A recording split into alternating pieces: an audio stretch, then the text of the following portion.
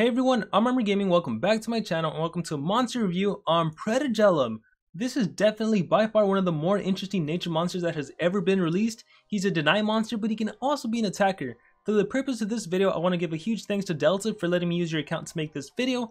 And we're going to be going the deny route, although I'm also going to talk about the attacker route. And so I went ahead and skipped the level portion of the video just so you can see his final skill set for the deny build. So what you want to run on a deny build for Predagelum is Freezing Ambush, which just freezes all the enemy monsters and has only a 1 turn cooldown. That's amazing, although it does have a steep stamina cost of 52. Although with the addition of relics and the fact that you have partners in your game, the stamina cost doesn't matter too much. You also have Bestial Shock, which deals 40 nature-based damage, costs 39 stamina, is spammable, cooldowns activated, can't even touch you because it has no cooldown, and it also dazes the enemy monsters.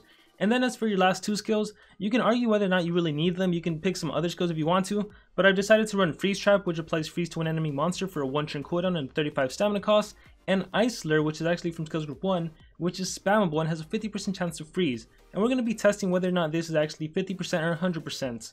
And then as for your ultimate attack, it deals massive nature damage to all enemies and applies Mega Freeze. So he can 2 turn freeze enemy monsters with his ultimate attack. Let's take a look at his stats. His power is 3311, his life is 30k, that's really high. His speed is 3476, that's one of the higher speeds in the game. So pretty amazing monster. He even has the Harden trait.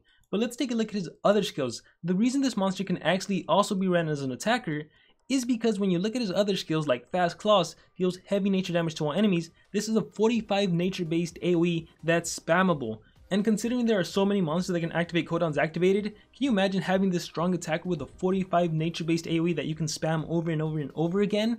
And then when you look at his other skills like Limb Fracture, Hunter Claws, they also have 0 turn cooldown, so you pretty much have whatever skill set you want to use. And as for the skills that do have a 1 turn cooldown like Freezing Ambush or like Freeze Trap, they only have a 1 turn cooldown.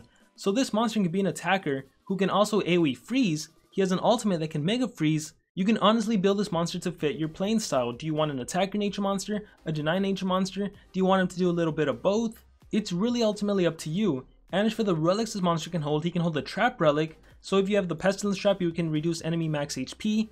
The Mask, if you have the Legendary Mask, you can increase your power, which further boosts his potential to be a nature attacker even though he doesn't necessarily have the highest power.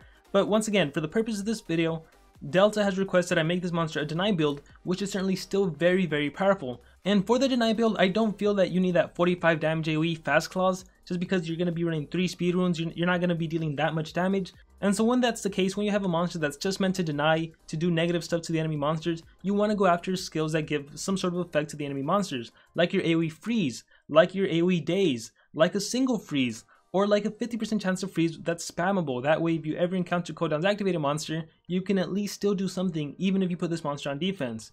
So with that being said, let's give this monster some really good runes. We'll go with 2 level 4 runes. I'm not going to be unlocking that last slot. Exit out and let's go into PvP. Actually, before we do PvP, I want to test Ice Slur. Does this always land? Does it not land? Let's see. So successful freeze. Let's do it again.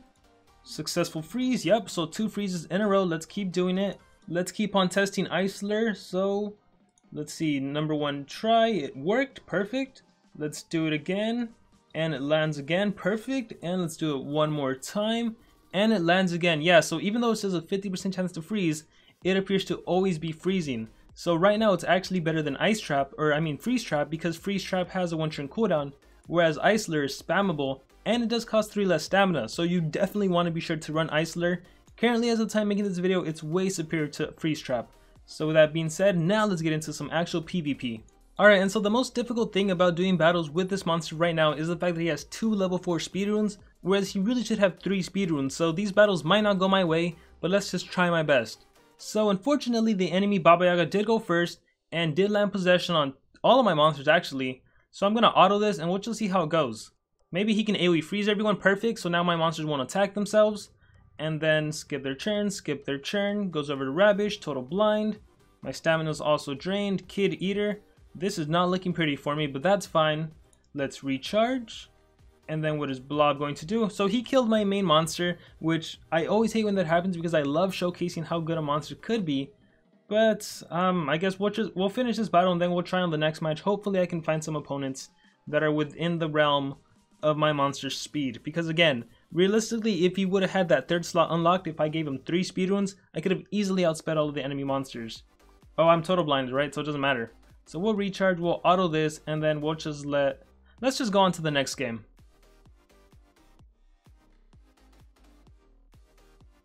Alright, we have a Thetis' Bodyguard, a Baron, and a Barbatos, and I do go first. And so this is how the majority of the matches are gonna go, where your main deny monster goes first, you AoE freeze everyone, it successfully lands on everyone. Nope, not on Baron Trader. But in this case, that doesn't matter too much. Let's see, what am I gonna do? I'm gonna go AoE Ignition, and then let's see if I can finish off that Baron Trader. Meanwhile, everyone else is frozen. Amaze Effects, Laser Cats may burn, Illuminati confirm, Trollolol, let's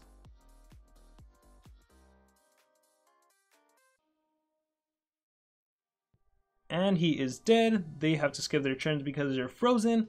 On turn number 2, I have two choices. I can either AoE daze everyone, or I can land a freeze on whoever I think is the biggest threat and is still alive. In this case, I think that enemy Barbatos is a huge threat, so I'm going to do Isoler, and now he's frozen.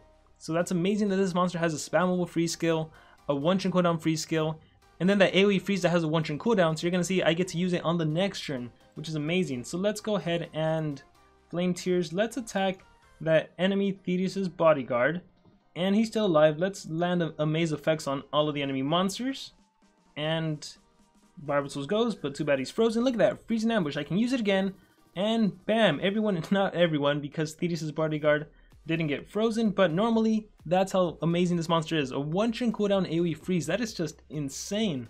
And let's just go ahead and finish off everyone with the Inheritor. And alright, we have a Montezuma and a Krampus, so they might be faster than me. Let's find out. And no, I'm actually faster. Okay, awesome. So unfortunately, I can't freeze Montezuma, but at least I can freeze Krampus and the enemy Akhenaten, so I'm gonna do that. And watch, even if Montezuma does like cooldowns activated, nope, AoE poison. If he would have done cooldowns activated, that wouldn't even affected my monster because I have 0 cooldown skills, so I could have still done a single freeze, I could have still done my AoE daze. And as for Inheritor, let's see, I'm going to do Ignition on all the enemy monsters. Honestly, I should have probably done Possession on Montezuma, but it should be fine. Let's go ahead and do Amaze Effects. And perfect. Shield removed, Illuminati confirmed, awesome. So Krampus is immobilized, as you can see. Akhenaten is immobilized, goes back to me. What do I want to do? Let's see, you have total damage reduction, Ignition. Let's go ahead and freeze Krampus another turn because I am afraid of him doing AoE freeze against me. So he's frozen. As for Akhenaten, I'm going to finish him off. As for Montezuma, I kind of want him to do cooldowns activated just so I can showcase that it doesn't do anything to me, but that's not really going my way. Let's see, I believe Montezuma tried to do a Possession and a Poison, and fortunately for me, the Possession did not land. Let's go ahead and burn everyone. Ashmaker, and let's go ahead and do, I'm just going to recharge. The DLT will take care of them. Krampus is immobilized still. Akhenaten will die with DLT. Going back to me, look, I can do Freezing Ambush again, or I can just Isoler on Krampus. So he's immobilized again. Montezuma dies with DLT. And so what do you guys think of this monster as a denier? He's pretty darn good, huh? He's a really good nature denier, I gotta say. For a nature monster, having AoE freeze, being that incredibly fast, having low cooldown skills, that is just amazing, amazing, amazing.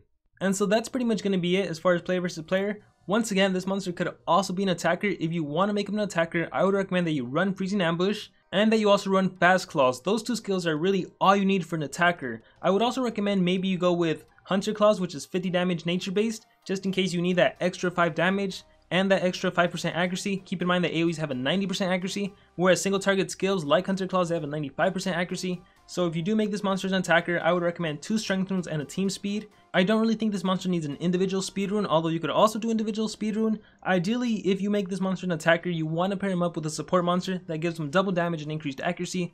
That way you can fully take advantage of Fast Claws. Can you imagine a monster like Incognita going before this monster, giving him that double damage, that increased accuracy? That way Fast Claws is essentially 90 damage and it cannot miss, and he can do it next turn too. That's insane. So whether you run this monster as an attacker or a denier, you already saw from this video, he's an amazing denier. But then for those of you that already have a lot of nature deniers and you need an attacker, you can also go ahead and do that. And if you do, please let me know if it works out for you. And overall, just let me know what you thought about this video. Once again, a huge thanks to Delta for letting me use your account to make this video. I really appreciate it.